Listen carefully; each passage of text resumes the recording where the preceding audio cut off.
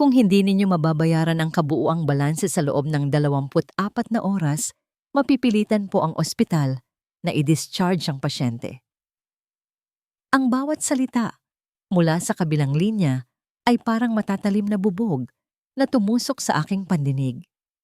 Hindi ako kumibo, hindi ako huminga. Nanlamig ang hawak kong lumang telepono, kasabay ng panlalamig ng dugo sa aking mga ugat. Nakatayo ako sa gitna ng aming masikip na kusina. Ang amoy ng pinakuluang dahon ng lagundi para sa ubo ni inay ay nanunuot sa hangin, humahalo sa singaw ng huling tasa ng bigas na aking hinuhugasan. Sa isang maliit na mesa sa sulok, nakatambak ang mga resibo ng tubig at kuryente na ilang buwan nang hindi nababayaran. Ang sunod-sunod na pag-ubo mula sa kabilang silid ay isang paalala, isang walang tigil na pakiusap na hindi ko na alam kung paano tutugunan. Ibinalik ko ang telepono sa lalagyan nito. Ang dalawang kamay ko'y nanginginig. Napatingin ako sa mga palad kong ito. Magaspang, kalyo-kalyo dahil sa walang humpay na paglalabada at pagtanggap ng kahit anong trabaho para lamang may maipakain kay inay. Lahat ng sakripisyo, lahat ng pagod, para saan? Upang sa huli marinig na itataboy din pala kami kapag naubos na ang aming huling sentimo. Isang mapait na ngiti ang gumuhit sa aking mga labi. Kailangan kong mag-isip. Kailangan kong gumawa ng paraan. Kumuha ako ng isang lumang dyaryo sa ibabaw ng tokador para sana ipambalot sa kaunting isda na natira mula pa kahapon.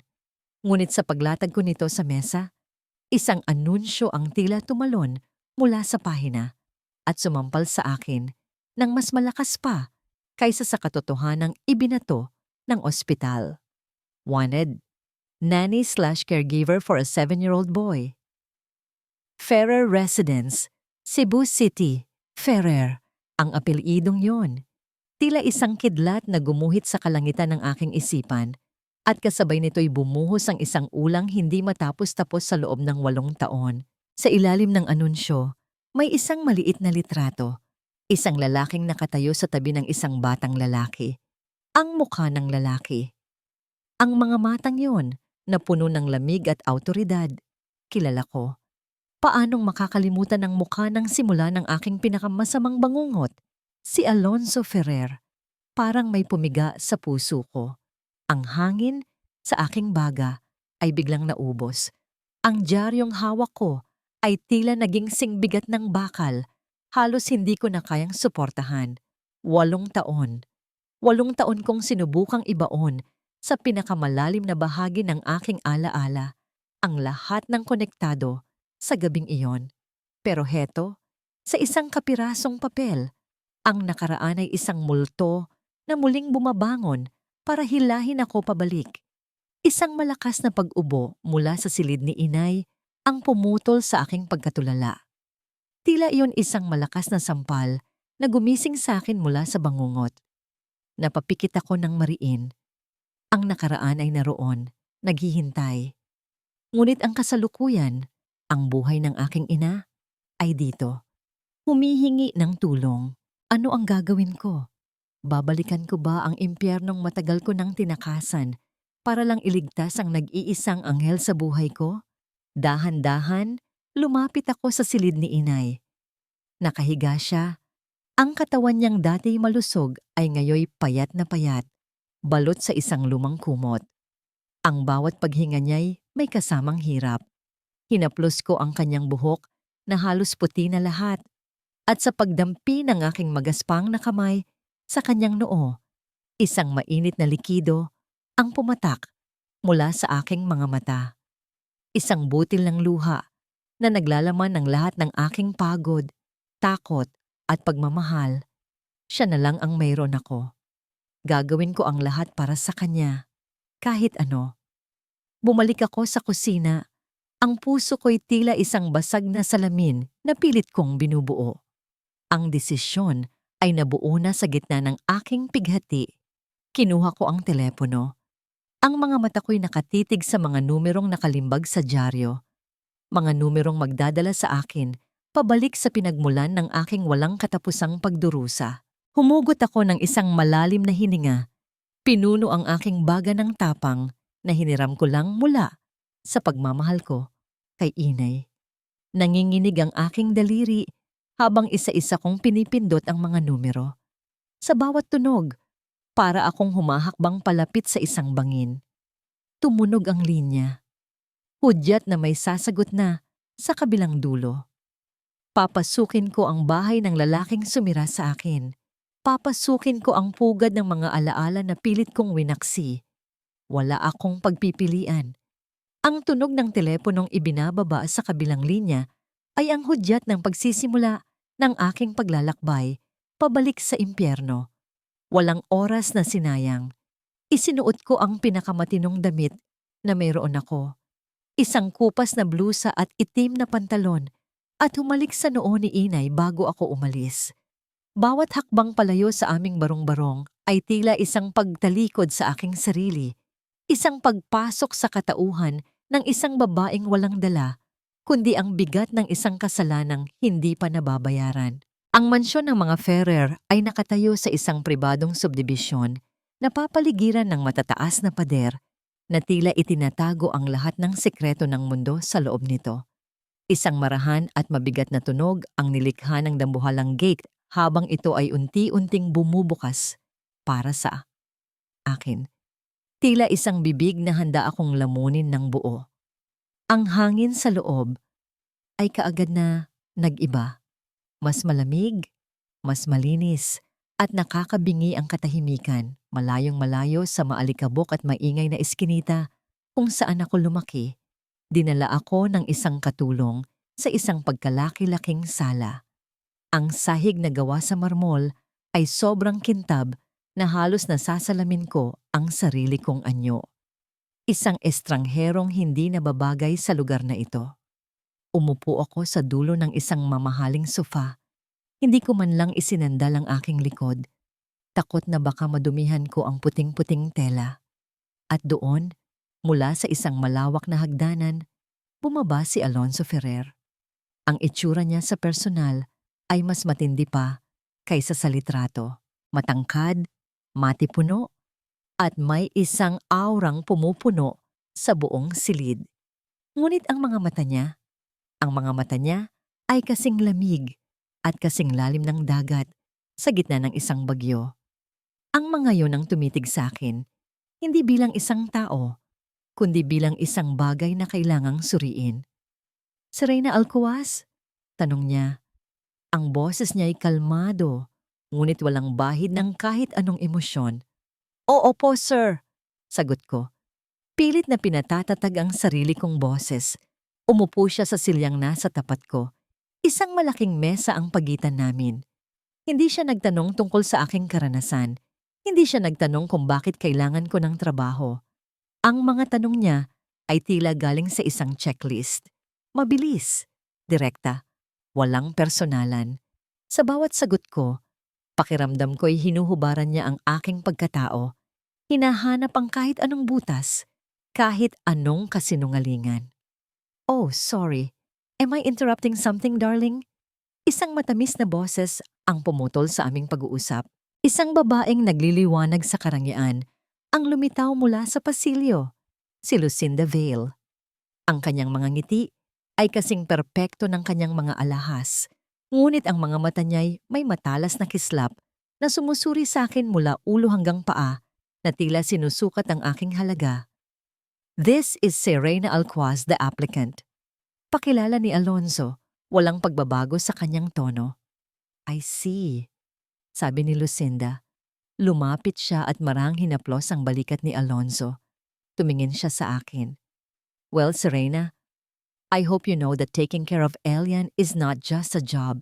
It's a privilege. He's a very sensitive child. Ang pagbigkas niya sa salitang sensitive ay may kasamang diin, isang babala na nakatago sa likod ng pulot. Hindi pa ako nakakasagot nang isang maliit na bata ang lumabas mula sa likuran ni Lucinda. Si Elian, payat, maputla, at may mga matang tila nakakita na ng lahat ng lungkot sa mundo. Hinigpitan niya ang hawak sa kanyang sketchbook na tila iyon ang kanyang kalasag. Tumingin siya sa akin. Hindi. Tumingin siya sa espasyo kung saan ako naroroon.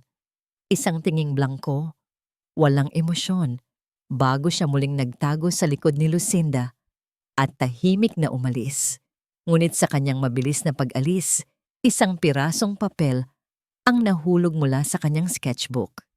Bago pa man may makapansin, mabilis ko itong pinulot. Nang buksan ko ito sa ilalim ng mesa, halos huminto ang pagtibok ng aking puso. Hindi ito isang ordinaryong drawing. Ito ay isang magulong guhit ng isang itim na kotse, nakabaliktad, sa ilalim ng malakas na buhos ng ulan. Mga pulang krayon ang nakakalat sa paligid nito, tila mga patak ng dugo. Isang matandang babae na nakasuot ng uniforme ng katulong ang lumapit sa akin. Siya na pala si Manang Flora. "Sumunod ka sa akin, iha. Ihahatid na kita sa magiging kwarto mo." Bulong niya sa akin, ang kanyang tinig ay may halong awa at pag-aalinlangan. Dinala niya ako palayo sa nagyayelong titigan ni na Alonso at Lucinda, patawid sa isang pasilyo, patungo sa bahagi ng mansyon para sa mga katulong. Bago niya binuksan ang pinto ng isang maliit na silid, huminto siya at hinarap ako.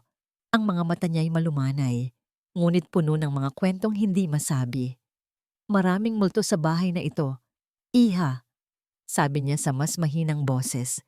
"Ang iba'y galing sa nakaraan, ang iba'y nabubuhay sa kasalukuyan. Siguraduhin mong hindi ka magiging isa sa kanila." Hindi ko alam kung ano ang eksaktong ibig niyang sabihin, ngunit ramdam ko ang bigat ng kanyang babala. Pumasok ako sa aking magiging silid, maliit ngunit malinis.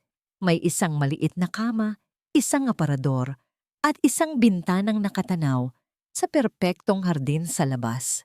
Ngunit sa halip na makaramdam ng ginhawa, pakiramdam ko'y isa akong ibon na ipinasok sa isang ginintuang hawla. Isinara ko ang pinto at sumandal dito. Ang buong katawan ko'y nanginginig. Muli kong tiningnan ang drawing ni Elian, ang baliktad na kotse, ang ulan, ang pula. Paano? Paanong ang isang batang ni hindi pa naipapanganak noong mangyari ang aksidente ay may ganitong imahe sa kanyang isipan? Hindi nagtagal. Isang katok sa pinto ang muling nagpabalik sa akin sa realidad. Si Alonzo. Tumayo ako ng tuwid. Itinago ang papel sa aking likuran. "Tanggap ka na," sabi niya. Ang mga salita'y kasing talas ng isang kutsilyo. Walang nangiti, walang anumang bahid ng pagbati. "Ang sahod mo ay ide-deposito linggo-linggo. May mga patakaran sa bahay na ito. Ibibigay sa'yo ni Manang Flora. Pero ito, ang pinakamahalaga sa lahat." Huminga siya ng malalim at sa unang pagkakataon, nakita ko ang isang kislap, hindi ng galit, kundi ng isang napakalalim na sakit sa kanyang mga mata. "Gawin mo lang ang trabaho mo." Pagpapatuloy niya, ang bawat salita'y may bigat at diin. "Huwag na huwag mong pakikialaman ang buhay namin." Tumango lang ako, hindi magawang magsalita. Ang dila ko'y tila isang pirasong yelo. Umalis siya at isinara ang pinto. Iniwan akong mag-isa sa katahimikan. Ngunit ang kanyang mga salita ay nanatiling nakaukit sa hangin. Isang pader na itinayo sa pagitan naming dalawa. Pumasok na ako. Nakapasok na ako sa teritoryo ang tibaw ng aking kaaway. Ngunit kasabay nito, opisyal na rin akong pumasok sa isang kulungang walang rehas, kung saan ang anino ng aking nakaraan at ang mga multo ng mansyong ito ang magiging walang hanggang bantay ko. Ang mga unang araw ko sa mansyon ay lumipas na parang isang mahabang panaginip na walang salita. Naging anino ako sa sarili kong buhay. Ginagawa ko ang lahat ng aking tungkulin. Naglilinis, naghahanda ng pagkain, nag-aayos ng gamit. Ngunit si Elian ay tila isang islang hindi maabot. Ang katahimikan niya ay isang pader na mas matibay pa kaysa sa mga pader ng mansyong ito. At sa bawat sulok, naroon si Lucinda. Ang kanyang mga salita ay parang mga bubuyog na bumubulong sa aking tainga, puno ng kamandag na nakabalot sa tamis. "Serena, darling, I think you missed the spot," sasabihin niya habang nakaturo sa isang halos hindi makitang alikabok. "You should know, Isabel was very particular with cleanliness." Idudugtong niya. Siguradong masasaktan ako sa paghahambing. Bawat kilos ko ay kanyang binabantayan. Bawat pagkakamali ay tila isang tropeo para sa kanya. Isang gabi, habang ang lahat ay mahimbing na natutulog, isang matinis na sigaw ang pumunit sa katahimikan ng mansyon. Nagmula iyon sa silid ni Elian. Hindi ako nag-isip. Tila may sariling buhay ang aking mga paa na mabilis na tumakbo patungo sa kanyang kwarto. Naabutan ko siyang nakaupo sa kama. Ang munting katawan ay nanginginig, basang-basa ng pawis. Ang kanyang mga mata ay dilat na dilat sa takot, nakatitig sa isang sulok na walang laman. Ang ibang katulong ay nagsidatingan sa may pinto, ngunit walang nangahas pumasok.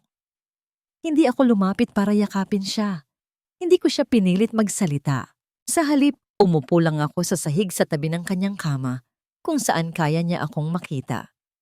"Nandito lang ako, Elian." Bulong ko. Ang boses ko'y pilit kong pinapakalma. "Hindi ka nag-iisa. Ano man ang nakikita mo sa dilim, mas malakas ka kaysa rito." Inulit-ulit ko lang ang mga salitang yon, parang isang dasal. Hindi ko alam kung ilang minuto ang lumipas, ngunit unti-unti, ang panginginig ng kanyang katawan ay humupa. Ang kanyang mabilis na paghinga ay bumagal. Bumalik siya sa pagkakahiga at kahit hindi niya ako tiningnan, alam kong nakikinig siya. Nanatili ako roon hanggang sa maririnig ko ang mahimbing at pantay niyang paghinga. Kinabukasan, habang inihahanda ko ang kanyang almusal, tahimik siyang lumapit sa akin. Walang salita. Iniabot niya ang isang piraso ng papel mula sa kanyang sketchbook. Kinuha ko ito. Nakatayo sa gitna ng papel ang dalawang figura. Ang isa'y malaki, ang isa'y maliit. Magkahawak ang kanilang mga kamay sa ilalim ng isang pagkalaki-laking payong na nagbibigay proteksyon mula sa ulan na iginuhit niya bilang mga linyang itim. Isang munting ngiti ang sumilay sa aking labi. Ito ang unang pagkakataon na may nagbigay sa akin ng kanlungan. Kahit sa isang pirasong papel lang. Sa di kalayuan, sa may pintuan ng kusina, nakita ko si Alonzo. Nakatayo siya roon, pinapanood kami. Sa isang saglit, tila may nagbago sa kanyang mga mata. Ang karaniwang nagyayelong tingin ay napalitan ng isang bagay na hindi ko mawari. Pagtataka, siguro, o baka naman, isang kislap ng pag-asa. Ang tunay na pagbabago ay nangyari noong gabing iyon, sa hapagkainan. Gaya ng dati, puno ng tensyon ng hangin. Si Lucinda ay walang tigil sa pagyayabang tungkol sa kanyang bagong alahas. Habang inaabutan ko ng isang basong tubig si Elian, isang bagay na hindi inaasahan ang nangyari. Kinuha niya ang baso, ngunit pagkatapos ay marahan niyang hinawakan ang aking kamay. Dinala niya ito sa kanyang noo. Ang pagmamano, ang simple ngunit napakabigat na kilos ng paggalang. Biglang tumigil ang lahat. Ang mahinang tunog ng mga kubyerto sa plato ay nawala. Naramdaman ko ang mga mata ng lahat na nakatuon sa amin. Nakita ko ang pagkagulat sa mukha ni Alonzo. Ngunit ang nakita ko sa mukha ni Lucinda ay purong galit. Isang nag-aapoy na galit na pilit niyang itinatago sa likod ng isang pilit na ngiti. Sa isang sulok, narinig ko ang halos pabulong na sabi ni Mana ng Flora sa kanyang sarili. Katulad na katulad siya ni Isabel. Bago pa man ako makakilos, isang malakas na lagabog ng nabasag na porselana ang bumasag sa katahimikan. Nabasag, sigaw ni Lucinda. Tumayo siya na tila nagulat. Sa sahig, basag at pira-piraso ay ang paboritong florera ni Isabel. "Anong ginawa mo?" Sigaw niya. Ang daliri niya ay nakaturo ng diretso sa akin. "Hindi ka ba nag-iingat? Alam mo ba kung gaano kahalaga yan kay Alonzo?" Ang lahat ng atensyon ay bumaling sa akin. At nang salubungin ko ang mga mata ni Alonzo, Ang kaunting init na nakita ko kanina ay ganap ng naglaho. Ang bumalik ay ang dating lamig. Mas matindi pa kaysa dati na may kasama ng matalas na pagdududa. Nakaturo sa akin ang daliri ni Lucinda at ang kanyang akusasyon ay umalingaw-ngaw sa buong silid kasing ingay ng pagbasag ng florera. Ngunit ang mas nakabibingi ay ang katahimikan na sumunod dito. Ang katahimikang nagmula kay Alonzo. Ang lahat ng aking lakas ay tila hinigop papalabas ng aking katawan. Gusto kong sumigaw. Gusto kong sabihin na hindi ako ang may kasalanan, na ang lahat ay isang palabas lamang ni Lucinda. Ngunit nang magtama ang aming mga mata ni Alonzo, ang lahat ng salitang handa ko sanang sabihin ay naging abo sa aking lalamunan. Ang nakita ko sa kanyang mga mata ay hindi lang pagdududa. Ito ay kumpirmasyon. Kumpirmasyon ng lahat ng masasamang bagay na iniisip niya tungkol sa akin. Para sa kanya, ako ang estranghero, ang mantsa sa perpektong larawan ng kanyang nakaraan. Bakit pa ako lalaban? Sa huli, hindi ba't may kasalanan din naman talaga ako? Hindi man sa florerang ito, ngunit sa isang bagay na mas malaki, mas mabigat, na habang buhay kong papasanin. Marahil ito na ang kabayaran. Yumuko ako. Ang katahimikan ko ang naging aking pag-amin. Pulutin mo! Utos ni Alonzo. Ang boses niya ay kasing talim at kasing lamig ng isang patalim na yelo. Ang bawat isang piraso. At pagkatapos, umalis ka sa paningin ko. Ang bawat salita ay isang sampal. Mas masakit pa sa pisikal na pananakit. Sa harap nilang lahat, dahan-dahan akong lumuhod sa malamig na marmol. Ang mga tuhod ko'y tumama sa sahig, kasabay ng pagbagsak ng aking dignidad. Isa-isa kong pinulot ang mga pira-pirasong bubog ng nakaraan. Ang ilan ay matutulis. Humiwa ang mga ito sa aking mga daliri. Ngunit hindi ko ininda ang sakit. Ang kirot sa aking puso ay mas matindi. Habang dinadampot ko ang mga piraso, ang tanging tunog na maririnig ay ang mahinang pag-iyak ni Elian na pilit pinatatahan ni Manang Flora sa isang sulok. Nang matapos ako, tumayo ako. Hindi ko magawang itaas ang aking paningin. Oh darling, accidents happen, narinig kong sabi ni Lucinda. Ang boses niya'y puno ng huwad na pag-unawa. Isang nanunuot na lason. Don't be too hard on her. Iyon ang huling pako sa aking ataul. Mabilis akong naglakad pabalik sa aking silid. Ang mga basag na piraso ng florera ay nasa isang lalagyan sa aking kamay. Isinara ko ang pinto at sumandal dito. Hinahayaan ang mga luhang kanina ko papinipigilan na malayang dumaloy. Ang pakiramdam ng pag-iisa ay tila isang kumot na bumalot sa akin, malamig at nakak-suffocating. Ilang sandali pa, may narinig akong isang mahinang kaluskos sa ilalim ng aking pinto. Isang piraso ng papel ang dahan-dahang isinilid mula sa labas. Nagtataka. Pinunasan ko ang aking mga luha at pinulot ito. Galing na naman ito sa sketchbook ni Elian, ngunit hindi ito katulad ng mga nauna. Sa papel, nakaguhit ang isang basag na florera. Sa tabi nito ay isang babaeng may mahabang buhok at magarang damit. Ang bibig nito'y nakanganga sa galit. At sa kabilang panig, may isang maliit na bata na umiiyak sa isang sulok. Malinaw na malinaw kung sino ang tinutukoy niya. Alam niya, nakita niya ang lahat. Napahawak ako sa aking bibig. Ang batang hindi kayang magsalita para sa kanyang sarili ay sumusubok na magsalita para sa akin. Sa paraang alam niya, siya ang tanging nakakita ng katotohanan. Ang muntik kong kakampi. Ngunit kasabay ng kaunting ginhawa ay ang pagdating ng mas malaking takot. Ano ang gagawin ko sa drawing na ito? Kung ipapakita ko ito kay Alonzo, sasabihin lang niyang minamanipula ko ang kanyang anak. Lalo lang siyang magagalit. Lalo lang lalaki ang pader sa pagitan naming dalawa. Itinago ko ang drawing sa ilalim ng aking unan. Ito ang aking sekreto. Ang katotohanang walang bibig na makapagsabi. Paano ko ipaglalaban ang sarili ko kung ang tanging saksi ko ay isang batang hindi kayang magsalita? Kinabukasan, ang almusal ay tila isang piging sa loob ng isang mausoleo. Ang katahimikan ay mabigat at malamig. Si Lucinda ay may isang nangiti ng tagumpay sa kanyang mga labi habang ikinukwento niya ang kanyang mga plano para sa isang charity ball. Si Alonzo ay nakatitig sa kawalan, ang muka'y isang blangkong pader. Ako naman ay pilit na ginagawang invisible ang aking sarili.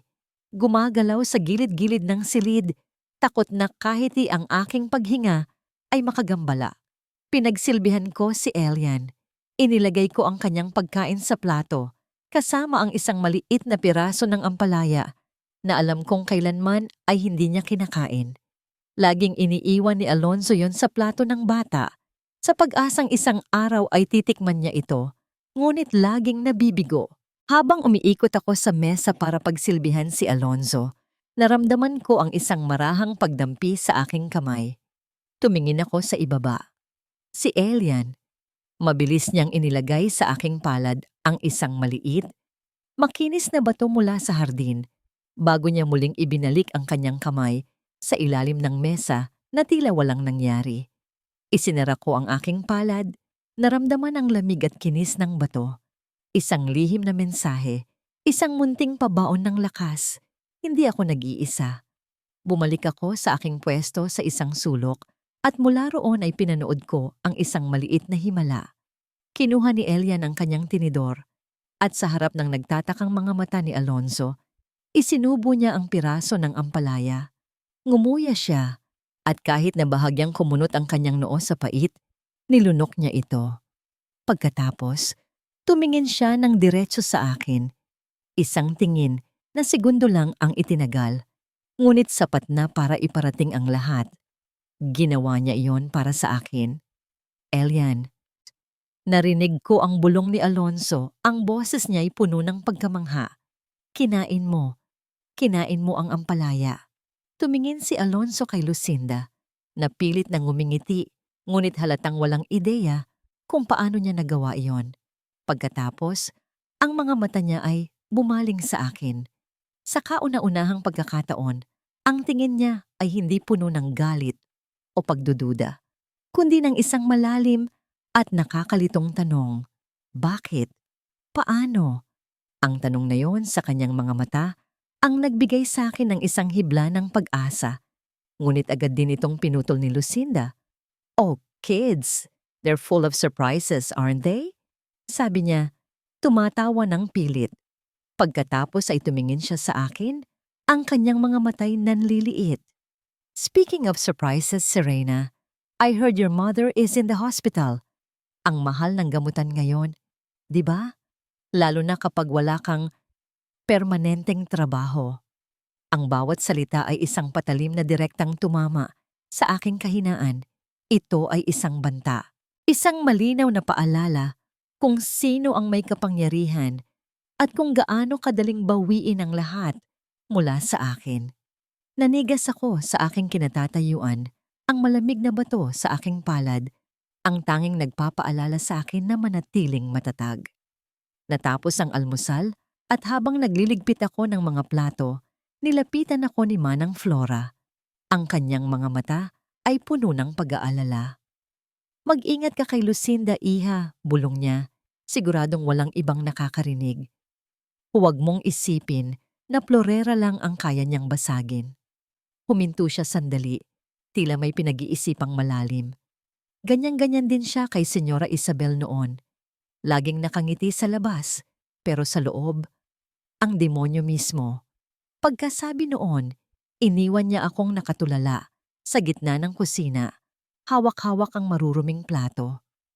Ang kanyang mga salita ay tila isang susi na nagbukas ng isang pinto na hindi ko alam na ang laban na ito, hindi lang pala ito tungkol sa akin. Ito ay isang digmaang matagal nang nagsimula at ako'y napasok lamang sa gitna nito. Ang mga salita ni Manang Flora ay parang mga tinik na bumaon sa aking isipan, hindi na umalis. Ganyan-ganyan din siya kay Senyora Isabel noon. Ang pangungusap na yon ay umuulit-ulit sa aking utak habang ginagawa ko ang aking mga gawain. Isang bagong pinto ng katanungan ang nabuksan. Akala ko ang multo sa mansyong ito ay ang aking kasalanan. Ngayon, napagtanto kong may iba pang anino na matagal nang gumagala rito bago pa man ako dumating. Naging mas maingat ako kay Lucinda. Bawat ngiti niya'y sinasalubong ko ng isang blangkong mukha. Bawat utos niya'y sinusunod ko ng walang reklamo.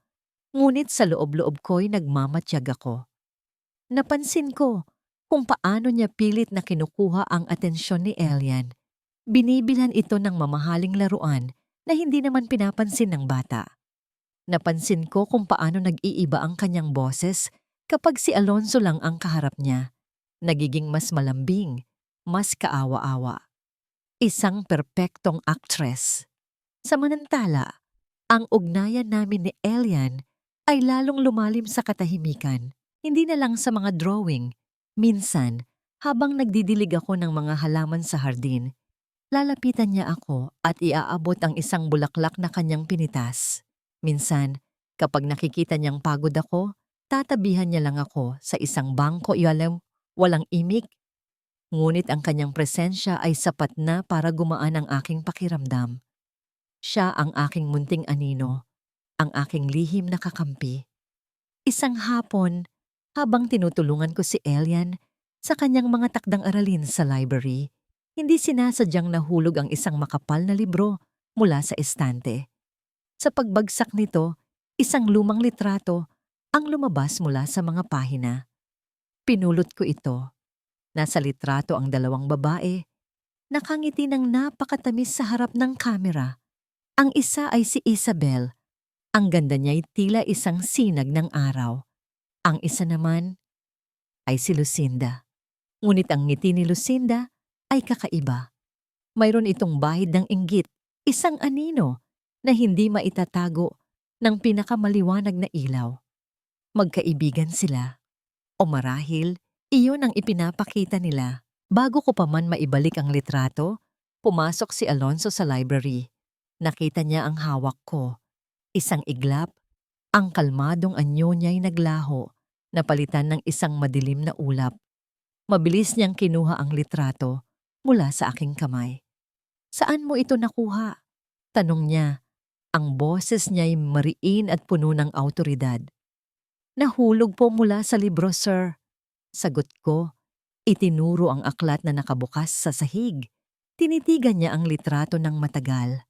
Ang kanyang mga daliri ay marahang humaplos sa mukha ni Isabel, isang kilos na puno ng pangungulila. Pagkatapos, tumingin siya sa mukha ni Lucinda sa litrato at isang bahagyang pagkunot ng noo ang gumuhit sa kanyang mukha. Tila may isang alaalang pilit na bumabalik. Isang bagay na hindi kaaya-aya na matagal na niyang ibinaon. Ang paghaplos niya sa litrato ay huminto. Ang init ng pangungulila ay napalitan ng isang malamig at mapanuring titig. "Darling, nandito ka lang pala. Kanina pa kita hinahanap." Ang boses ni Lucinda ay biglang pumasok sa tahimik na silid. Sinisira ang sandali ng tensyon. Lumapit siya, ang kanyang mga takong ay lumilikha ng mahinang tunog sa sahig na kahoy.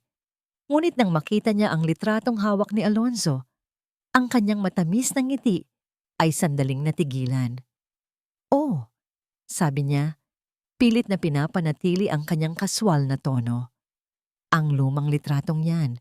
Nakakatuwa, no? Ang mga bata pa natin dyan." Kinuha niya ang litrato mula sa kamay ni Alonso. Si Isabel. Palagi siyang ang bida. Ang ganda-ganda niya. At ako, heto, palaging nasa tabi lang niya, ang kanyang anino. May bahid ng pait sa kanyang boses, isang bagay na pilit niyang tinatabunan ng tawa. "Mabuti na lang at itinago mo ito. Mga masasayang alaala." Ngunit hindi masaya ang nakita ko sa mga mata ni Alonso. Nakita niya ang nakita ko, ang anino sa likod ng ngiti. Hindi siya umimik. Kinuha niya lang pabalik ang litrato mula kay Lucinda. Itatago ko ito, sabi niya sa isang pinal na tono. Hindi niya ito ibinalik sa libro. Isinilid niya ito sa bulsa ng kanyang dibdib, malapit sa kanyang puso, na tila isang ebidensyang kailangan niyang ingatan. Ang hangin ay naging mas mabigat. Ramdam ko ang pagbabago. Ito ang unang pagkakataon na nakita ko ang isang lamat, kahit gaano kaliit, sa pagitan ni na Alonzo at Lucinda. Naramdaman marahil ni Elian ang tensyon. Bigla niyang isinara ang kanyang libro. Ang tunog niyon, kahit hindi kalakasan, ay sapat na para makuha ang atensyon ng lahat. Pagkatapos, marahan niyang hinila ang laylayan ng aking blusa. Isang hudyat. Gusto na niyang umalis. Iyon ang pagkakataon ko. Sir, tapos na po si Elian sa kanyang assignment. Magpapahinga na po siguro kami. Paalam ko. Tumangulang si Alonzo. Ang mga mata niya'y hindi inaalis kay Lucinda, na ngayon ay pilit na inaayos ang kanyang buhok, isang kilos na nagpapakita ng kanyang pagkabalisa. Habang papaalis kami sa library, hawak ang kamay ni Elian, naramdaman ko ang mga mata ni Alonzo na sumusunod sa amin. Ngunit hindi na ito ang tingin ng isang amo sa kanyang katulong. Ito ay isang tingin ng isang taong nagsisimula ng magtanong, isang taong nagsisimula nang makita ang mga bitak sa mundong kanyang itinayo. Nang iwan namin sila, naiwan sa silid ang isang katahimikang mas maingay pa kaysa sa kahit anong sigaw.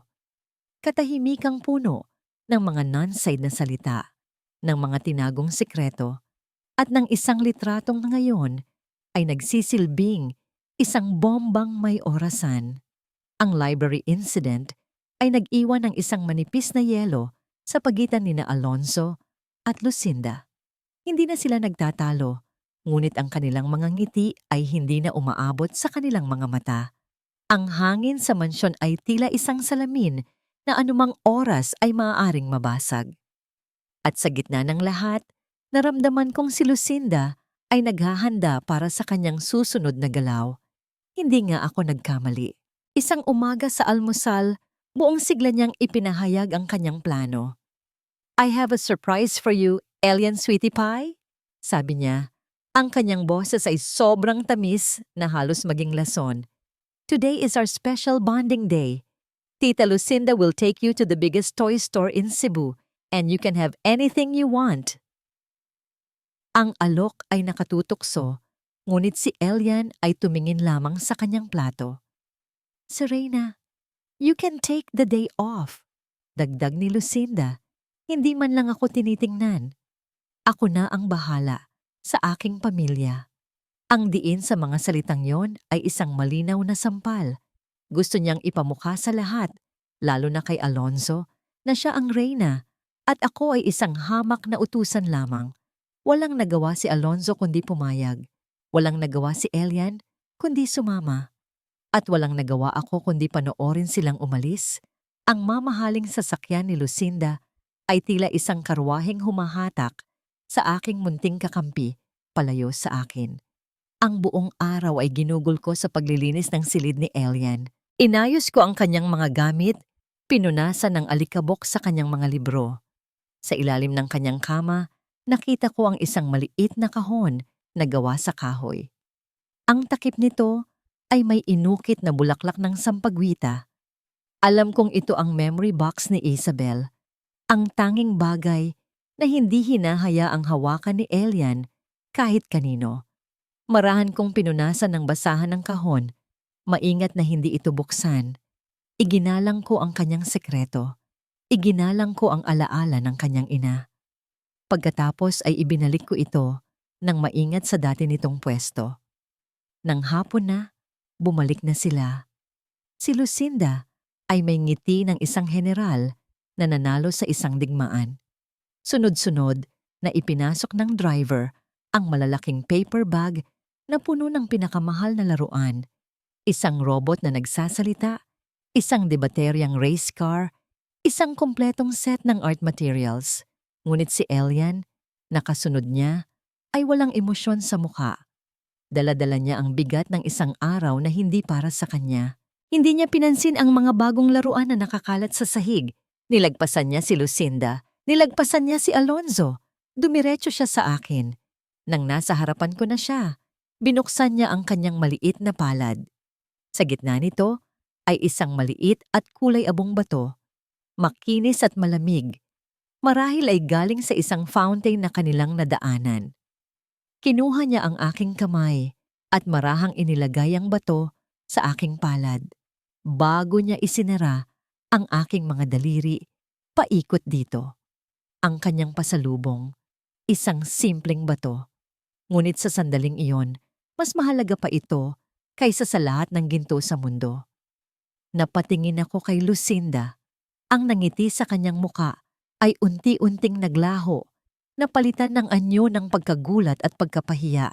Tumingin siya sa mga laruang nagkakahalaga ng libo-libo at pagkatapos ay sa walang kwentang bato sa aking kamay. At sa wakas, nakita niya ang katotohanan. Natalo siya. Ngunit ang pinakamahalagang nangyari ay ang reaksyon ni Alonzo. Nasaksihan niya ang lahat.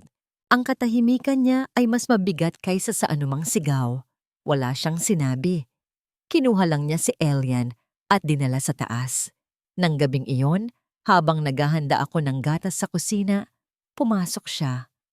Akala ko ay may iuutos siya. Ngunit huminto siya sa aking harapan. Matagal siyang tumitig sa akin, hindi ang tingin ng isang amo, kundi ng isang amang litong-lito. "Serena," sabi niya sa wakas. Ang boses niya ay mahina at sa unang pagkakataoy walang bahid ng galit. "Ano sa tingin mo? Ano sa tingin mo ang kailangan niya?" Siya pa mo. Nakatayo si Alonzo sa aking harapan, naghihintay ng sagot. Ang tanong niya ay hindi lang isang simpleng katanungan. Ito ay isang puting bandila, isang pagsuko sa kanyang sariling pagmamatigas. Sa unang pagkakataon, hindi niya ako tinitingnan bilang isang empleyado o isang anino ng nakaraan, kundi bilang isang taong marahil ay may hawak ng susi sa mundong hindi niya mapasok, ang mundo ng kanyang sariling anak. Humugot ako ng malalim na hininga, pinipiga ang aking utak para sa tamang mga salita. Ang bawat salita ay mahalaga. Maaari itong maging isang tulay o isa na namang pader. "Sir," panimula ko, ang boses ko'y mahina, ngunit matatag. Hindi po laruan ang kailangan ni Elian, hindi rin po mga mamahaling gamit. Huminto ako, tinitingnan kung may reaksyon sa kanyang mukha. Nanatili siyang tahimik, nakikinig. Ang kailangan po niya ay katahimikan. Pagpapatuloy ko. Isang lugar kung saan hindi po siya pinipilit maging masaya, kung saan hindi po siya pinipilit magsalita. Ang kailangan niya po ay isang taong uupo sa tabi niya sa dilim, hindi para buksan ng ilaw, kundi para sabihin, "Okay lang matakot, nandito ako." Habang nagsasalita ako, nakita ko ang pagbabago sa kanyang mga mata. Ang pagkalito ay dahan-dahang napalitan ng pag-unawa at pagkatapos ng sakit. Isang sakit na tila ngayon lang niya pinahintulutang lumabas. Dahil sa lahat ng sinabi ko, narinig niya ang kanyang sariling pagkukulang. Sinubukan niyang punan ng material na bagay ang isang butas na tanging presensya lang ang makakapagpuno. "Ganyan ba? Ganyan ba ang ginagawa mo?" Tanungin niya, halos pabulong. Tumango ako. "Opo, dahil minsan po, ang pinakamagandang regalo na maibibigay natin sa isang taong nasasaktan ay ang katahimikan na nagsasabing naiintindihan natin sila." Isang mahabang katahimikan ang namagitan sa amin. Ang tanging maririnig ay ang mahinang ugong ng refrigerator. Para kaming dalawang estranghero na biglang nakakita ng isang piraso ng kaluluwa ng isa't isa. Ang memory box ni Isabel. Bigla niyang sabi, binabago ang usapan, ngunit alam kong konektado pa rin ito. "Nakita mo ba?" "Pinunasan ko lang po ang alikabok, sir." Mabilis kong sagot. Hindi ko po binuksan. Tumango siya, tila naniniwala. Si Elian lang ang may karapatang magbukas niyan, pero kahit siya, hindi niya binubuksan. Tinitingnan lang niya. Parang may hinahanap siya sa labas na hindi niya makita sa loob. Naglakad siya palapit sa bintana, tumingin sa madilim na hardin. Minsan, iniisip ko kung ano ang huling sinabi sa kanya ni Isabel o kung meron ba siyang hindi nasabi. Napakabata pa niya noon. Paano niya maiintindihan ang lahat? Sa sandaling iyon, hindi ko na siya nakita bilang si Alonzo Ferrer, ang bilyonaryong walang puso. Nakita ko ang isang ama, isang biyudo, na nawawala at nalulunod sa sarili niyang kalungkutan. Isang taong napapaligiran ng kayamanan, ngunit nag-iisa. "Sir," sabi ko, lumakas ang loob. "Marahil po, hindi niya kailangang maintindihan. Marahil po. Ang kailangan lang niya ay maramdaman na hindi siya nag-iisa sa hindi niya pagkakaintindi." Humarap siya sa akin. At sa unang pagkakataon, isang bagay na halos himala ang nangyari. Isang maliit, malungkot, ngunit totoong ngiti ang gumuhit sa kanyang mga labi. "Salamat, Serena," sabi niya. Pagkasabi noon, umalis na siya. Iniwan akong nakatayo sa gitna ng kusina. Ang puso ko'y tumitibok ng mas mabilis kaysa sa normal. Hindi dahil sa kilig, kundi dahil sa isang bagay na mas malalim. Pag-asa. Ngunit nang paakyat na ako sa aking silid, napansin kong bahagyang nakaawang ang pinto ng opisina ni Don Mateo, ang kanyang silid sa unang palapag. May kausap siya sa telepono. "Oo, nasisiguro ko," narinig kong sabi niya. Ang boses niya ay mahina, ngunit puno ng kasiguraduhan. "Huwag kang mag-alala. Ang lahat ay ayon sa plano. Kailangan lang nating maghintay ng tamang tiyempo. Konting pasensya pa, at ang lahat ng pinaghirapan ni Alonzo ay mapupunta rin sa atin." Nanigas ako sa aking kinatatayuan. Ang dugo sa aking katawan ay tila nagyelo. Ang pag-asang naramdaman ko kanina ay biglang binalot ng isang madilim at nakakatakot na anino. Ang kalaban ay hindi lang pala si Lucinda. May isang ahas na mas malaki, mas makamandag, na matagal nang naninirahan sa loob mismo ng pamamahay na ito. Mabilis akong umatras. Bawat hakbang ay maingat para hindi makalikha ng kahit anong ingay. Sumandal ako sa pader ng pasilyo, ang dibdib ko'y humahampas sa kaba. Ang mga salitang narinig ko ay hindi isang simpleng usapan. Ito ay isang deklarasyon ng digmaan, isang balak na matagal nang iniluluto sa dilim. Ang lahat ay ayon sa plano. Ang lahat ng pinaghirapan ni Alonzo ay mapupunta rin sa atin. Sino ang atin? Sino ang kausap niya? Biglang nagbalik sa aking isipan ang mga babala ni Manang Flora. Ang mga multo sa mansyon. Akala ko'y mga multo lang ng nakaraan, ng kalungkutan. Hindi ko inakalang may mga multong nabubuhay, humihinga, at nagbabalak ng kataksilan sa ilalim ng iisang bubong.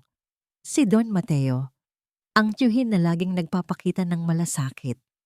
Ang taong unang nagtiwala di umano sa akin noong inirekomenda ako para sa trabahong ito. Isang koneksyong hindi ko kailanman inisip na questionin. Ngayon, naiintindihan ko na.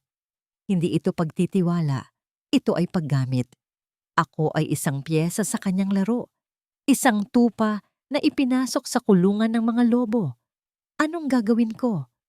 Kung sasabihin ko ito kay Alonzo, maniniwala kaya siya? O iisipin niyang gumagawa lang ako ng kwento para sirain ang kanyang pamilya, para lalong mapalapit sa kanya? Masisira lang ang kaunting tiwalang nagsisimula pa lang mabuo sa pagitan namin. Si Don Mateo ay kanyang tiyuhin, ang kanyang kadugo. Ako?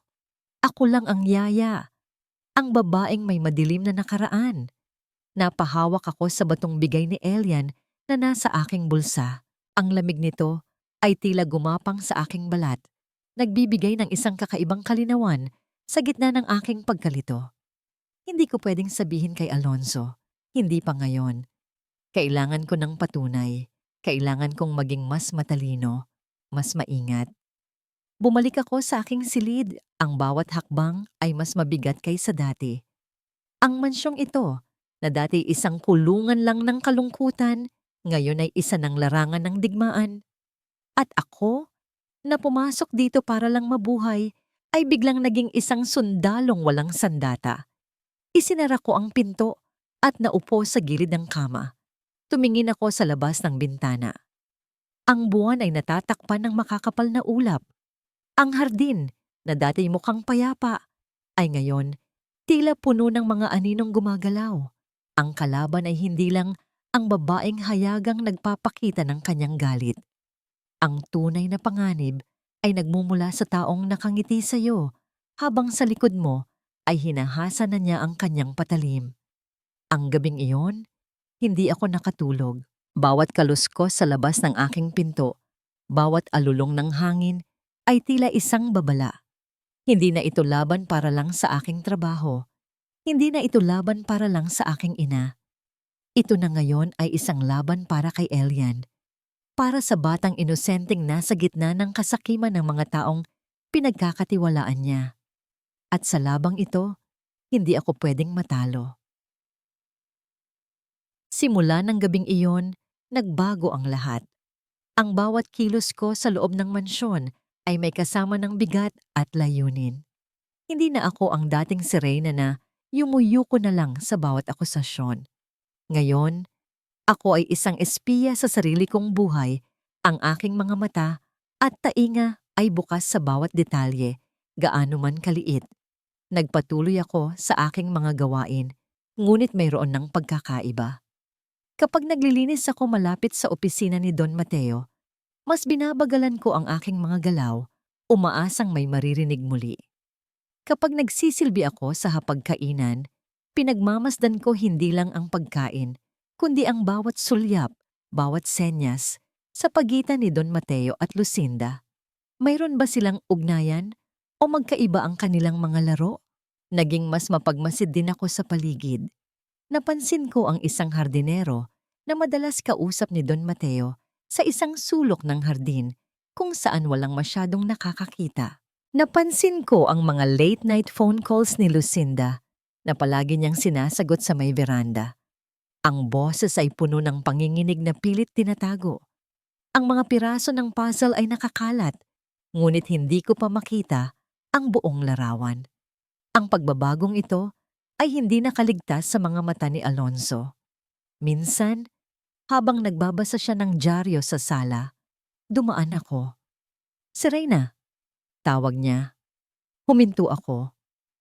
"May problema ba?" tanong niya. Ibinaba ang kanyang binabasa. Ang kanyang mga mata ay seryosong nakatitig sa akin. "Ilang araw ka nang balisa, para kang may dinadalang mabigat." Ang kanyang pag-aalala ay totoo. At sa isang saglit, gusto kong isuko ang lahat. Gusto kong sabihin sa kanya ang lahat ng aking narinig, ang lahat ng aking hinala. Ngunit ang imahe ng kanyang tiyuhin, ang taong itinuring niyang pangalawang ama, ang pumigil sa akin. Anong laban ng salita ko sa taon ng kanilang pinagsamahan? "Wala po ito, sir." Pagsisinungaling ko, pilit na ngumingiti. "Iniisip ko lang po si inay. Iyon ang pinakamadaling palusot. Ang tanging katotohanang maaari kong ibigay." Hindi siya mukhang kumbinsido, ngunit hindi na niya ako pinilit. Ngunit simula noon, naramdaman kong hindi na lang ako ang nagmamasid. Pinagmamasdan na rin niya ako. Isang hapon, habang naglalaro kami ni Elian sa hardin, itinuro niya ang isang puno ng mangga. Pagkatapos ay kumuha siya ng isang maliit na bato at ibinato ito sa sanga. Sinusubukang makakuha ng bunga. Naalala ko ang aking pagkabata, kung paano ko ito ginagawa sa aming probinsya. Kumuha ako ng isang bato, mas malaki ng kaunti. "Ganito, Elian," sabi ko. Inayos ko ang aking tindig, ibinwelo ang aking braso, at sa isang malakas na hagis, tinamaan ko ang tangkay ng isang hinog na mangga. Isang malakas na tunog ang nilikha ng prutas nang bumagsak ito sa damuhan. Nagpalakpakan si Elian, ang kanyang mga matay kumikinang sa tuwa. Sa unang pagkakataon, nakita ko ang isang tunay na ngiti sa kanyang mukha. Isang ngiti na nagpaliwanag sa buong hardin. Ngunit ang sandaling iyon ay hindi lang para sa aming dalawa. Mula sa bintana ng kanyang opisina, sa ikalawang palapag, nakita ko si Alonzo. Nakatayo siya roon, pinapanood ang lahat. Ang kanyang muka ay hindi ko mabasa. Hindi galit, hindi masaya. Isang muka ng isang taong nakakita ng isang bagay na matagal na niyang hinahanap, ngunit natagpuan ito sa isang lugar na hindi niya inaasahan. Nang gabing iyon, habang pauwi na ang mga bisita mula sa isang maliit na dinner party na inorganisa ni Lucinda, narinig ko ang kanilang pag-uusap sa may pasilyo. "Hindi ko maintindihan, Alonzo," sabi ni Lucinda. Ang boses niya ay puno ng pagkadismaya. "Bakit mo pa pinapanatili ang babaeng yan? Kitang-kita mo namang mas masaya si Elian sa akin. Binigyan ko na siya ng lahat." "Binigyan mo siya ng lahat, Lucinda," sagot ni Alonzo. At ang lamig sa kanyang boses ay sapat na para magyelo ang buong pasilyo. "Lahat! Maliban sa isang nangiti, isang totoong nangiti, isang bagay na hindi nabibili ng pera at hindi rin kayang pekein." Ang katahimikan na sumunod ay mas mabigat pa sa sampal. Alam kong narinig iyon ni Lucinda. At alam kong sa sandaling iyon, ang aking presensya sa mansyon ay hindi na lang isang abala para sa kanya. Ako na ngayon ang kanyang pinakamalaking banta. Ang mga salita ni Alonzo ay parang isang linyang ginuhit sa buhangin. Malinaw na kung saan siya nakatayo. At dahil doon, alam ni na Lucinda at Don Mateo na kailangan na nilang kumilos ng mas mabilis. Ang tensyon sa mansyon ay tila isang lubid na unti-unting humihigpit. Hindi na ito laro ng mga pahiwatig. Nagsimula na ang laro ng mga direktang atake. Ang una nilang target ay ako. Isang umaga, habang naghahanda ako ng almusal, tinawag ako ni Don Mateo sa kanyang opisina. Ito ang unang pagkakataon na kinausap niya ako ng kamilang mula nang magsimula ako. Isinara niya ang pinto. "Serena, iha," panimula niya. Ang kanyang boses ay puno ng pag-aalala ng isang mapagmahal na tiyuhin. "Nababahala ako para sa'yo at para na rin kay Alonzo." Umupo siya sa kanyang mamahaling silyang gawa sa leather. Nakikita ko kung gaano ka napapalapit kay Elian at natutuwa ako roon.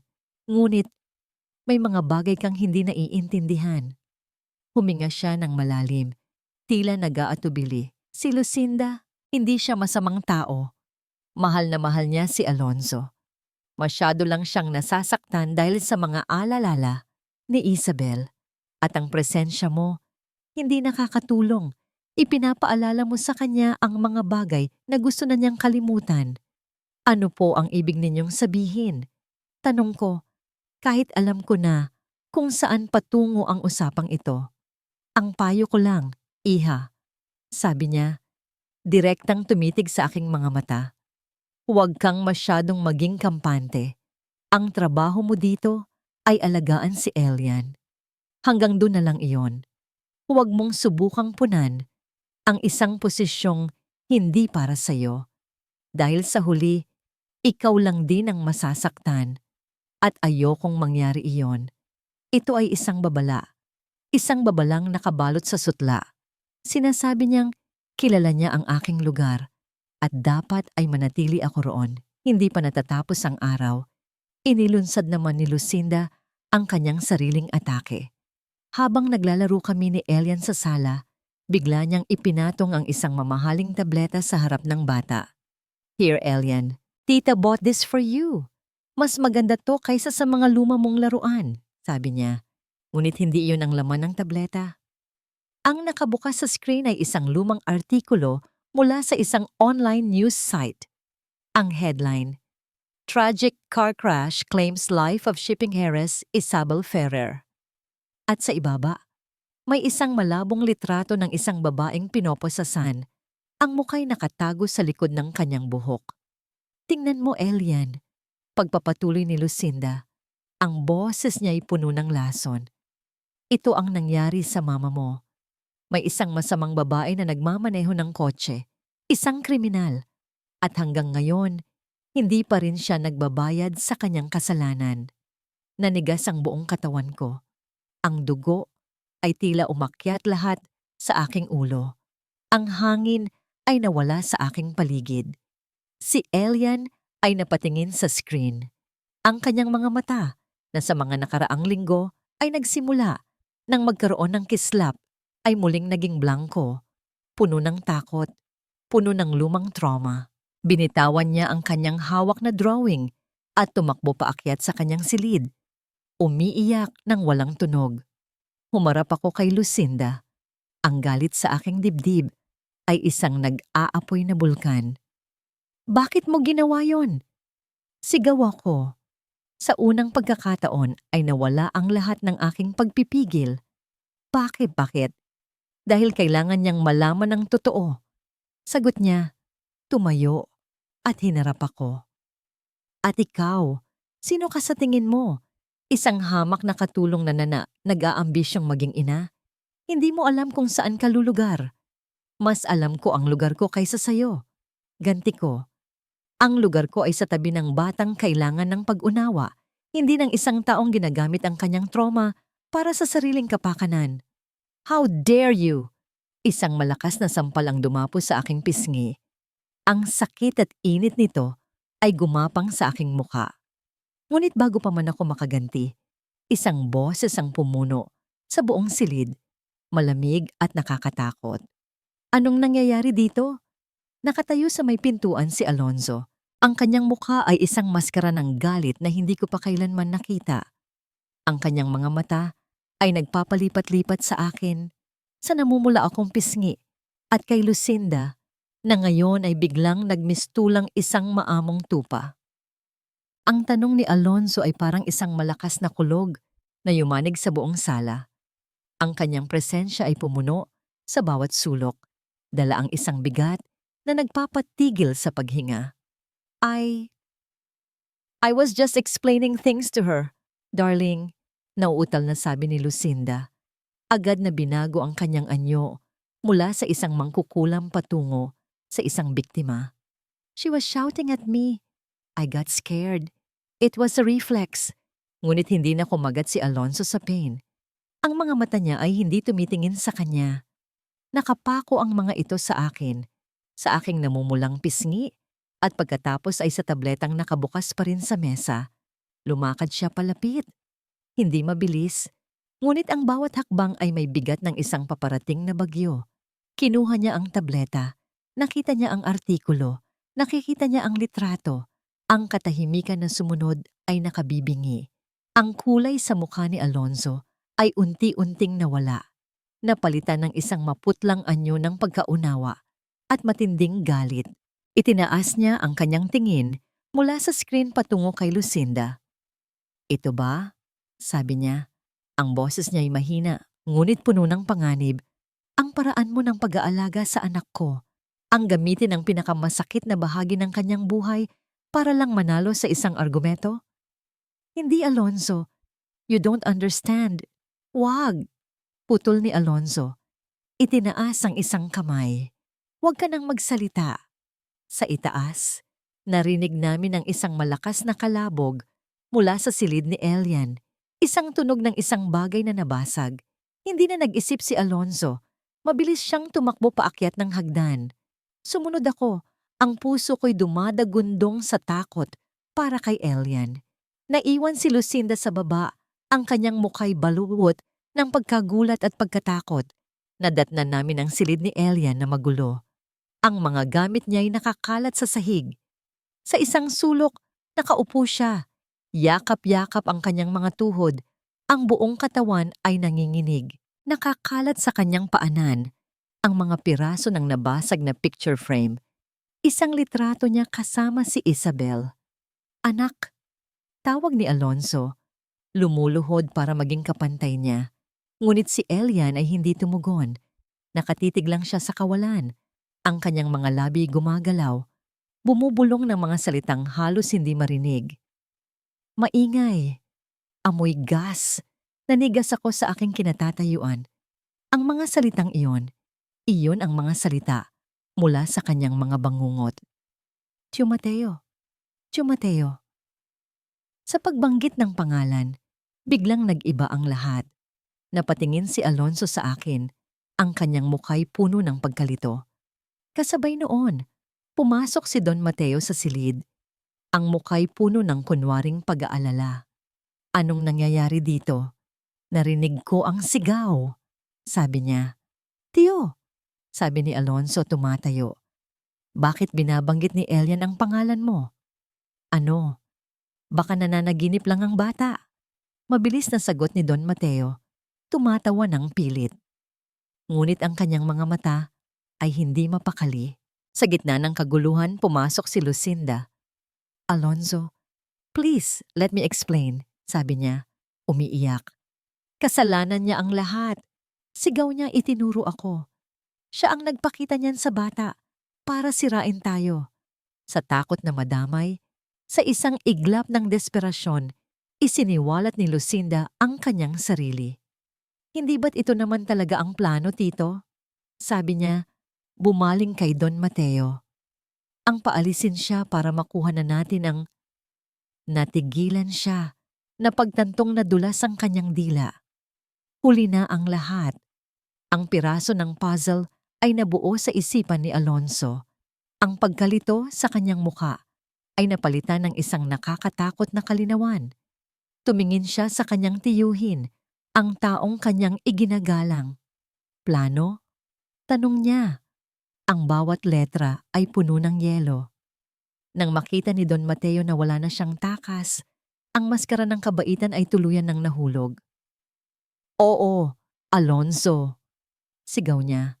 Dahil masyado kang mahina, masyado kang abala. Sa pagluluksa mo sa isang patay, hindi mo deserve ang lahat ng ito. Ang bawat salita ay isang saksak sa likod ni Alonso. Ang kanyang buong mundo ay gumuho sa kanyang harapan. Ang pamilyang kanyang pinagkatiwalaan ay isang pugad ng mga ahas. Hindi ko na kaya. Ang bigat ng 8 taon ay bumagsak sa aking mga balikat. Ang lahat ng kasinungalingan, ang lahat ng sakit. Lumuhod ako sa sahig. Ang mga luhay bumubuhos mula sa aking mga mata na parang isang sirang gripo. Lahat sila ay napatingin sa akin. Ako. Simula ko. Ang boses ko'y basag at nanginginig. Ako, Alonso. Ako ang nagmamaneho ng sasakyan. Ang katahimikan sa silid ay mas matindi pa sa kahit anong sigaw. Ako ang pumatay kay Isabel. Bumagsak ang huling piraso. Ang pinakamasakit, pinakamadilim na katotohanan. Tumingin sa akin si Alonso. Ang kanyang muka ay isang pinaghalong sakit, galit at ganap na pagkawasak. Ang babaeng pinagsimulan niyang pagkatiwalaan, ang babaeng nagpangiti sa kanyang anak, ay siya ring babaeng kumuha sa kanyang asawa. Lumayo ka, sabi niya. Ang boses niya'y hindi isang sigaw, kundi isang ugong mula sa kailaliman ng kanyang nawasak na kaluluwa. Lumayo ka sa anak ko. Ang mga salita ni Alonso ay parang isang pader na biglang itinayo sa pagitan naming dalawa. Mas matibay at mas mataas kaysa sa alinmang pader sa mansyong ito. Ang kanyang utos na lumayo ka ay hindi lang isang utos. Ito ay isang sentensya. Isang hatol na habambuhay. Hindi ako gumalaw. Paano ako lalayo kung ang buong mundo ko ay nasa loob ng silid na ito? Ang batang naging dahilan ng aking pagbangon at ang lalaking dahilan ng aking pagbagsak. Ang mga gwardiya ay dumating. Tinawag marahil ng ibang katulong na nakarinig sa sigawan. Walang tanong-tanong. Hinawakan nila si Don Mateo at Lucinda. Ang paglaban nila ay mahina. Ang kanilang pagkatalo ay ganap na. Habang kinakaladkad sila palabas, ang mga mata ni Don Mateo ay puno ng galit. Ngunit ang mga mata ni Lucinda, ang mga iyon ay blanko, basag. Isang salamin na nawalan na ng refleksyon. Nang kami na lang ang naiwan sa silid, ako, si Alonso at si Elian na tahimik pa rin nasa isang sulok. Ang katahimikan ay naging isang pisikal na bagay. Mabigat, nakakasakal. Tumingin sa akin si Alonzo. Wala na ang galit. Ang natira na lang ay isang pagod. Isang pagod na tila dala-dala na niya nang higit pa sa 8 taon. Lahat, sabi niya. Ang boses niya'y basag. Lahat ng pinaniwalaan ko, kasinungalingan. Hindi niya ako kinakausap. Kausap niya ang kanyang sarili. Sinusubukang pulutin ang mga basag na piraso ng kanyang buhay. Ang tiyuhin ko, ang aking ikalawang ama, ang babaeng pakakasalan ko, at ikaw. Sa wakas, tumingin siya sa akin. Bakit, Serena? Bakit hindi mo sinabi? Dahil natakot po ako. Sagot ko, ang mga luhay patuloy na dumadaloy. At dahil ito po ang parusa ko, ang alagaan ang anak niya. Ang mahalin siya, habang alam kong ako ang dahilan kung bakit hindi niya nakasama ang tunay niyang ina. Ang pag-amin na yon, ang huling hibla ng katotohanan, ay tila isang malakas na sampal kay Alonzo. Tumalikod siya, hindi na makayanan ng sakit. Umalis ka na, sabi niya muli. Mas mahina na ngayon, puno ng pinal na pagod. Bukas na bukas din, ibibigay ko ang lahat ng kailangan mo, ang lahat ng bayarin sa ospital, basta umalis ka na at wag nang magpapakita pa. Ang bawat salita ay isang pako na ibinabaon sa aking puso. Ngunit tinanggap ko ito. Ito ang kabayaran. Ito ang hustisya. Tumayo ako. Ang aking mga binti ay nanginginig. Bago ako tuluyang umalis, isang huling sulyap ang ibinigay ko kay Elian. Nakatingin siya sa akin. Sa kanyang mga mata, wala akong nakitang galit o paghuhusga. Ang nakita ko lang ay lungkot. Isang malalim na kalungkutan ng isang batang muling iniiwan. Naglakad ako palabas ng silid. Bawat hakbang palayo sa kanya ay isang pagpila sa isang bahagi ng aking kaluluwa. Bumalik ako sa aking maliit na silid. Hindi ko inayos ang aking mga gamit. Hindi ko kailangan. Ang tanging dinala ko lang pagpasok dito ay ang bigat ng aking nakaraan.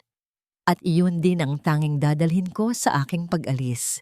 Naupo ako sa gilid ng kama at hinintay ang pagsikat ng araw. Ang huling umaga ko sa mansyong ito. Isang umagang hindi nasisikatan ng pag-asa. Ngunit bago pa man magliwanag, may narinig akong isang mahinang katok sa aking pinto. Binuksan ko ito. Nakatayo sa labas si Manang Flora. Ang kanyang mga mata ay namumugto. Sa kanyang kamay, dala niya ang maliit na kahon na gawa sa kahoy, ang memory box ni Isabel. Para sa iyo raw, sabi niya. Ang boses niya'y basag. Pinabibigay ni Elian. Nagtataka, kinuha ko ang kahon. Magaan ito. Dahan-dahan kong itinaas ang takip na may ukit na sampagwita.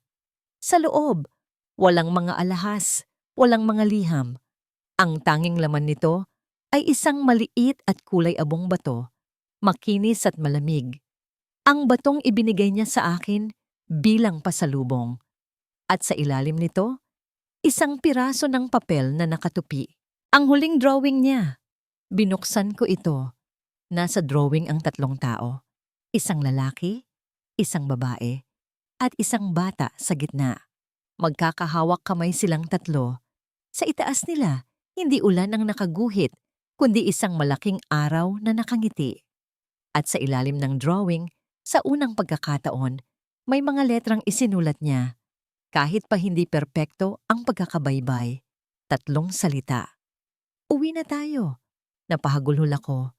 Isang iyak na hindi na napigilan, isang iyak na naglalaman ng lahat ng sakit, lahat ng pagmamahal, lahat ng pangungulila.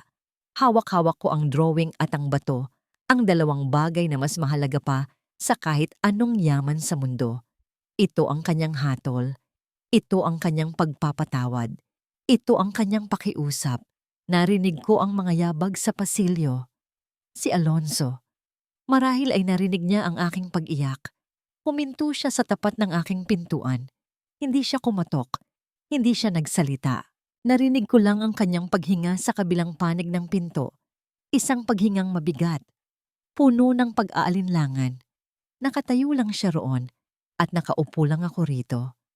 Ang tanging naghihiwalay sa amin ay isang manipis na piraso ng kahoy, ngunit ang pagitan ay kasing lawak ng isang karagatan ng sakit at nakaraan.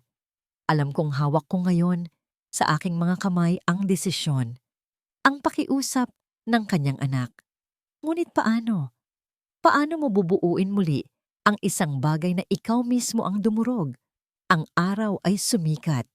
Ang liwanag ay dumaan sa bintana. Ngunit para sa akin, ang mundo ay nanatiling madilim.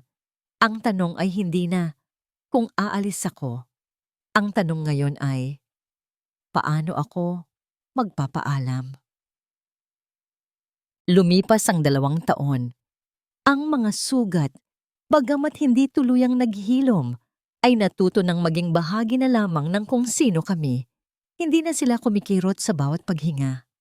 Si Don Mateo Ferrer ay nahatulan ng habambuhay na pagkabilanggo para sa kanyang mga krimen, ang pagsabotahe na nagresulta sa pagkamatay ni Isabel at ang tangkang pagdukot kay Elian. Ang kanyang kasakiman ang naging sarili niyang kulungan.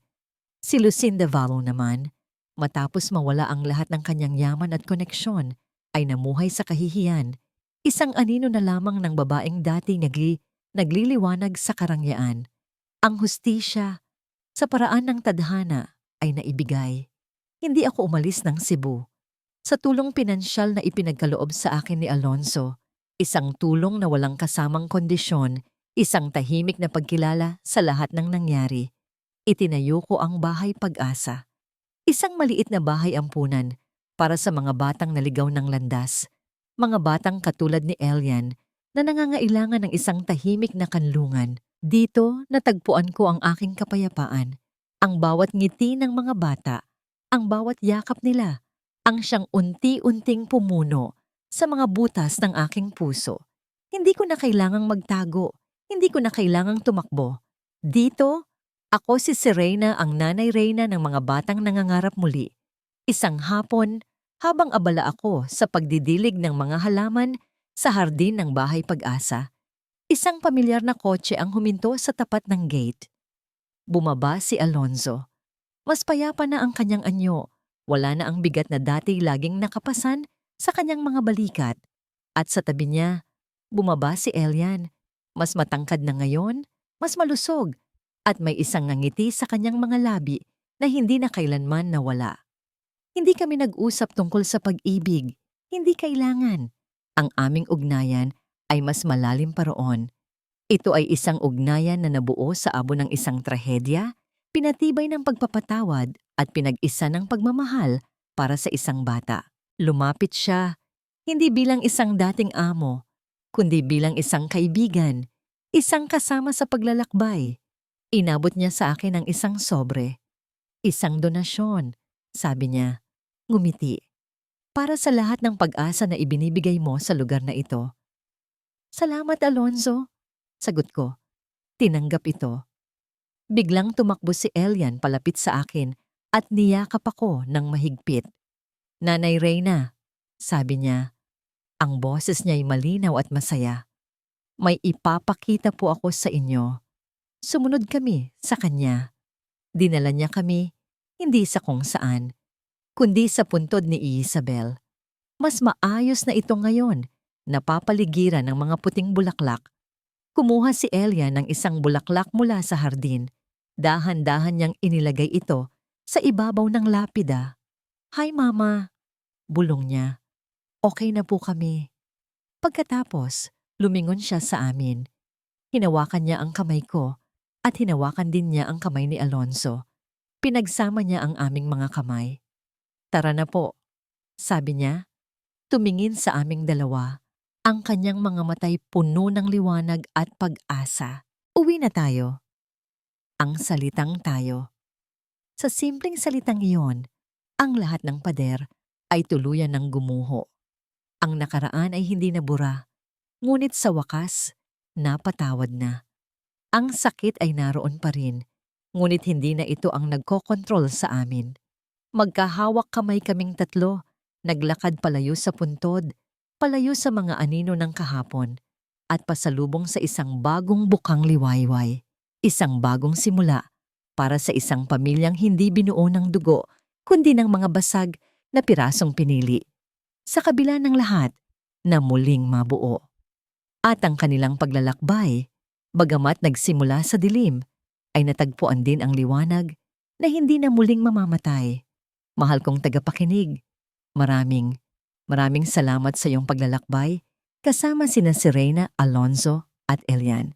Salamat sa bawat sandali, sa bawat luhang pumatak, at sa bawat pag-asang iyong ibinahagi sa kanila hanggang sa huling kabanata. Sa aking pagsusulat, aaminin ko, ang pinakamabigat na bahagi ay ang pag-amin ni Serena. Ang ilagay sa mga salita ang bigat ng isang kasalanang dinala niya sa loob ng 8 taon. Iyon ay isang karanasang sumubok din sa aking sariling puso.